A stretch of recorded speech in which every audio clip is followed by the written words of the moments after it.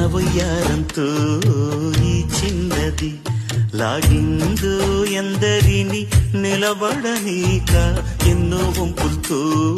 పొంగినది తనే మదిని ముంచిందో ఎవరికి ఎరుక తొలి పరిచయం ఒక తీయని కలగా నిలిపిన హృదయమే సాక్షిగా ప్రతి జ్ఞాపకం దీవించగా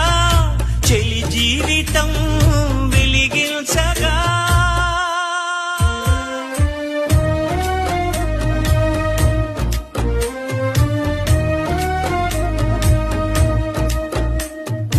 అల్లంత దూరాల తారక కళ్ళెదుట నిలిచింద ఈ తీరుగా